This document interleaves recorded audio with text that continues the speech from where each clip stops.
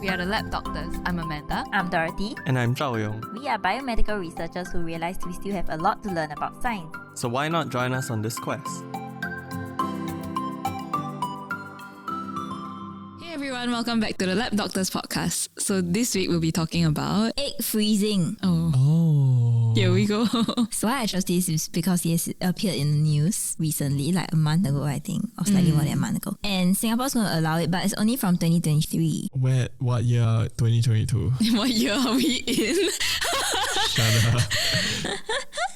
And it's only for women aged 21 to 35 to freeze your eggs. But you can only use your frozen eggs after you're legally married. So it works in Singapore, as in Singapore is quite like conservative. So they only allow heterosexual marriages and then you can only use your eggs after that. And they only allow like up to age 35 because scientific research supports that fertility declines with age, although like people still argue that you should be able to freeze it up to 37. And it's also good for Singapore because it might promote the birth rate, which is very low in Singapore. I think like less than 2 now. Is it? I know it's less than 2, but is it like what, 1.2 or something? 1.4 if I came across it yesterday. Sorry, I hate it when people do the decimals when we're referring to like... wait. Yeah, but I mean, I get it. Anyway, so today I'll go through the egg freezing process because I was just curious about how it works. And so to inform like people who want to be finding out about it but don't want to read about it. Can I guess what happened? Sure. So you take out the eggs, then you just dip it in liquid nitrogen. Oh, sorry, DMSO with FBS and then liquid. Okay, close call. Okay. Okay, Zhao Yong is describing how we cryopreserve cells in the lab. So Yes. just for listeners out there. Oh my gosh, stop making such niche references. Okay, we'll cover on the cryopreserve or whatever you call it later. So the egg freezing process, you all only covered like the last part of it. Yes. So there's a lot more that goes into it at the start. So this process should take about 10 to 14 days. And it's quite similar to IVF, which I think is quite interesting because there's a lot of science in it. Okay, so first, why I want to talk about egg freezing also is because I realized that it's much more difficult compared to males. So if you don't already know, sperm freezing is super easy. I mean like unless you have fertility issues, but if not, you just need to get a sample of your semen from ejaculation and then you just freeze it down. Yeah. It's like so easy, but for women, right, because we only release one egg at a time. Most of the time. Yes. So when you want to freeze eggs, right, you want to freeze more. Yeah. Because some might die during your freezing and you might want to choose like a few embryos for fertilization in the end, and then you want to choose the best embryo to be implanted into your womb. So of course the whole process starts off with consultation and T&Cs and admin procedures. Basically, once you decide to go ahead, you have to inform the clinic when it's your first day of your period. Okay. And you can like actually reference this whole episode to the menstrual cycle episode that we had because we talked about a lot of hormones there which are relevant in today's discussion. Okay, so on the day of your first day of your period, you have to go to the clinic and then your doctor will perform this ultrasound and hormone blood test. And this will basically check your ovarian follicles and help them decide then what kind of medication and dosages they should give you to get you to produce more eggs. Oh. And then maybe like either on that day or maybe a day later, they should let you know what is the result and your treatment plan. And then usually somebody will teach you how to administer the medication, which is by an injection. So like I watched someone do like an IVF injection. They pinch. Did you see it before? Oh, yes. Yeah. In Like- TV show. Yeah. Is it the same day? So they pinch like your fat Yeah, from yeah, your yeah. tummy, lower abdomen area, and then you just inject it in. Okay, so then they will let you know your medication, and then you will start your own medications by the second or third day of your period. So basically, it needs to coincide with your menstrual cycle. Okay, so this whole hormonal injection thing takes about, guess how many days? 10 to 14 days, right? Close. So it's about 8 to 11 days and you do it like once or twice daily. I think really depends on what you need. So it can be quite, that's why I think people say IVF is very stressful. Oh. Okay. It takes a toll on your body And also also because all the you're side effects of that. injecting hormones Yeah. into your body that is not usually there. Yeah, like artificially increasing it. Yeah. Anyway, so the first medication that they usually give you is known as the follicle stimulating hormone. And the brands are usually Gono, F or Follitism. Or they can give you a combination of follicle stimulating hormone and luteinizing hormone known as Menopur, PUR. So for a recap, if you don't want to go back to our episode, the follicle stimulating hormone hormone causes the ovaries to produce more follicles, with each follicle containing an immature egg. So basically, you produce more follicles for more eggs. Yep. And then the luteinizing hormone works with the follicle stimulating hormone to stimulate egg production and trigger ovulation. Fun fact, these can also be prescribed to men who face fertility issues. Right. Okay, next, then you need a medication that prevents early ovulation. If not, like your eggs will be released into the fallopian tube or further downstream, and your doctor basically cannot retrieve the eggs for storage. So the retrieval needs to be like from the ovaries. Yeah. So your eggs need to remain there. This medication is known as ganirelix acetate, or the brand name, if I'm not wrong, is the brand name cetrotide. So what is this compound? This is a gonadotropin releasing hormone antagonist. That means it competitively competes. Inhibits. Yes, the gonadotropin releasing hormone receptor. Yep. So that means when it binds to the receptor, which will trigger downstream effects, then your originally endogenously produced gonadotropin hormone cannot bind to the receptor.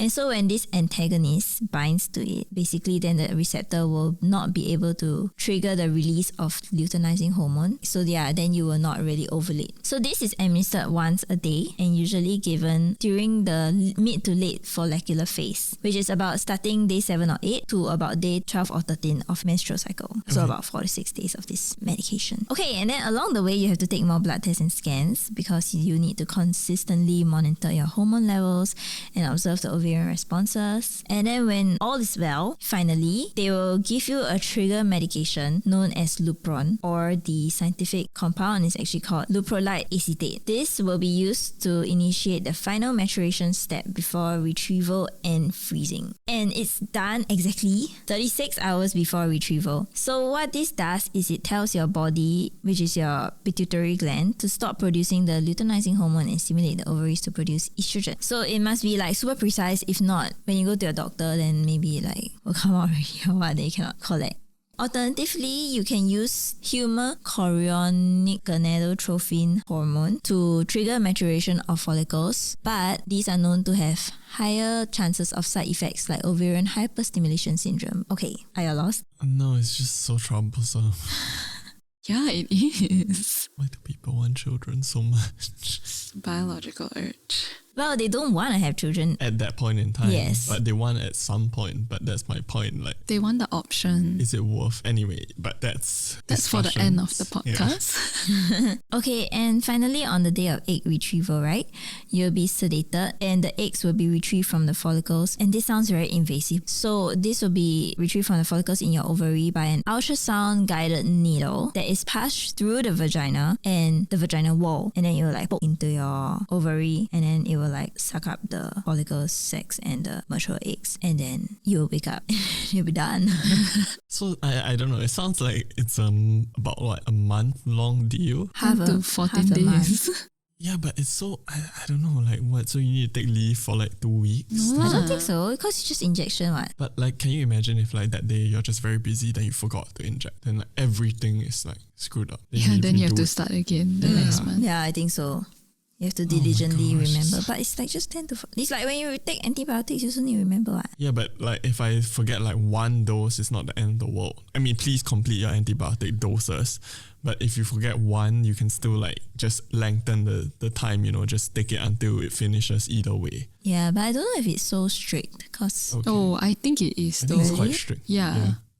This is such a fine balance of your hormones, and it has to be on certain days, you know, and then like day 4 to 6, and then like day 8 to 11 and stuff. yeah. Yeah, and I don't think it's like a one-time deal because again, people to people are different. Yeah. So like these days and dates are just guidelines, like what Dorothy mentioned. Like you Yeah. need to continue to go for scans and blood tests to figure out where you're at. Yeah. Which means you might not even get it done like the first time around. Yeah. You might require like And a then you have few to months. pay more money to do it a second Exactly. round. Yeah, that's the problem with IVF. That's why people are like Yeah. stressed. Okay, so after you wake up, right? Basically, they might prescribe you an entire course of antibiotics like azithromycin to reduce your chance of infection and complications after egg retrieval. But usually complications are like less than 1%, so it should be fine. Okay, then now we come to the cryopreservation step. FBS, DMSO. So this term that is used, right, is not cryopreservation. It's called vitrification. But basically, it's the original word, right, like vitrification means the formation of glass. So in the case of egg freezing, right, this is a flash freezing method where your cells or your egg cells, right, they're still cells, human cells, are immersed into liquid nitrogen, cooling it so quickly that they become glass-like with inverted commas, glass-like. Okay, so there are 3 important components to vitrification for it to be done successfully, because after going through like 14 days, you want to make sure your eggs are like actually kept and usable in future. So the eggs are exposed to high concentrations of cryoprotectants that cause rapid dehydration of the cells. So you are getting rid of the water in the cells. And what Zhang mentioned, DMSO, is correct. It's one of the cryoprotectants. But there are also other kinds and they are used probably in combination. Also, what's DMSO? Explain what's DMSO. Dimethyl sulfoxide. Really? I don't know. Is it? What is sulfate oxide? I know there's a sul something. Yeah, then there's an oxide. Right? Is it like one word? Dimethyl is correct for sure. Dimethyl sulfoxide. Oh, yeah. serious? Oops, I remember wrong. Wow. It basically protects the cells from the whole process of like when you freeze. Yes. Yeah, because like when you freeze, like you said, it will form like crystals or like glass, right? So if it's too sharp, I guess it can like break the cells. Yeah. So you use DMSO as a what's it called? Cryoprotect. Cryoprotectant. Yeah.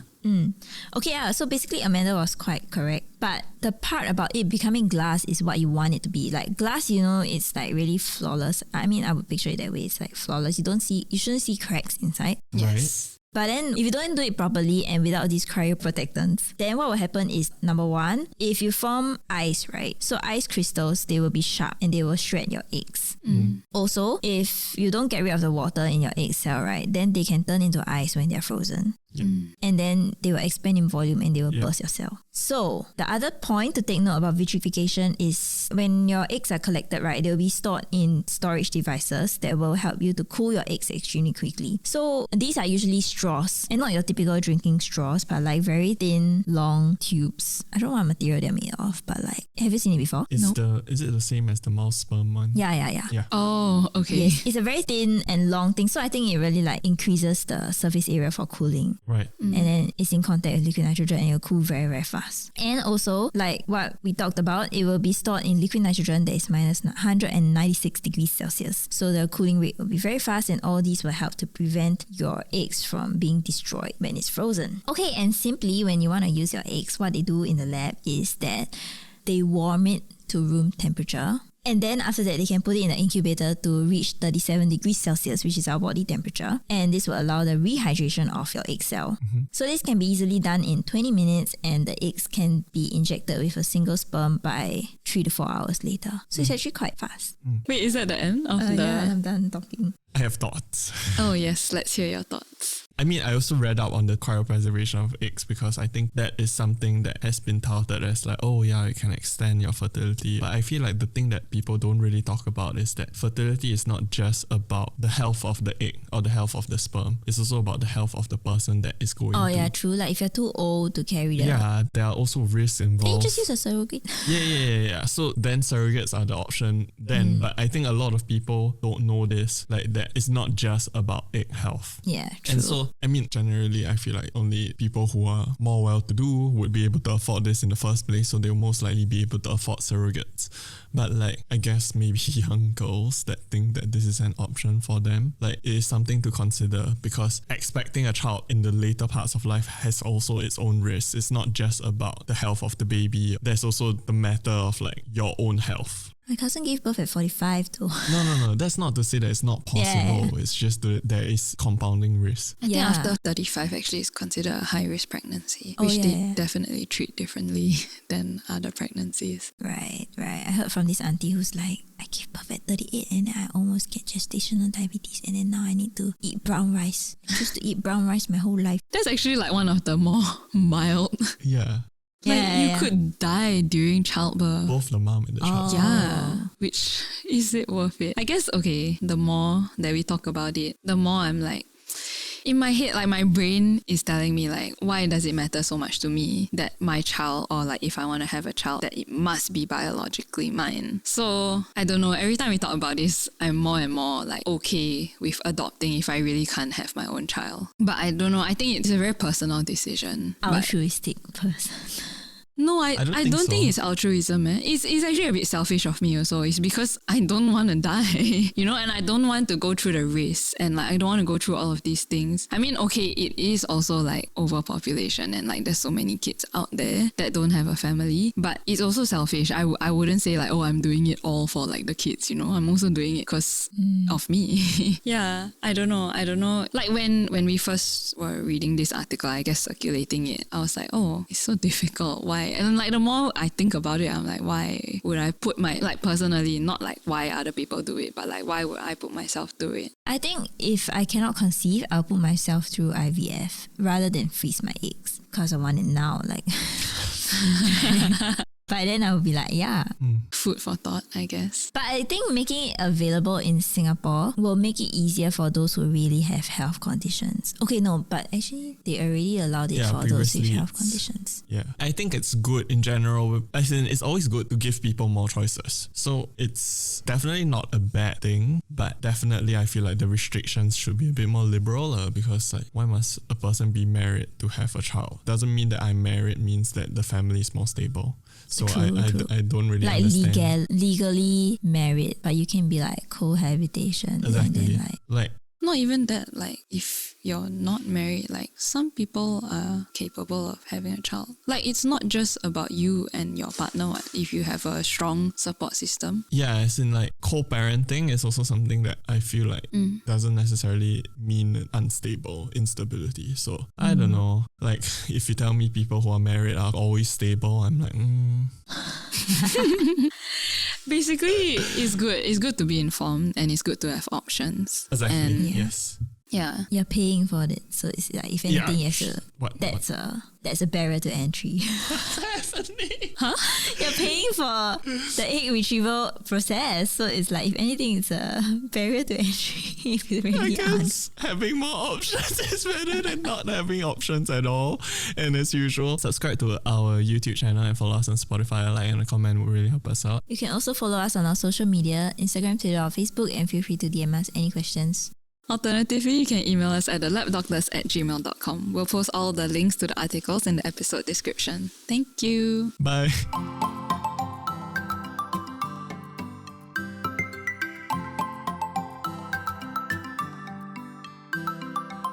But you know, like one of the things I was thinking is like, I thought they already have this like amniotic sac that is outside, so you can actually gestate. There was this sheep that was gestated outside. What's it called? Sally the sheep? No, it's not Dolly. Dolly is is like still IVF. Dolly's friend. Oh, that is Dolly's friend? I don't know if it's Dolly's friend. We can talk about that on another episode.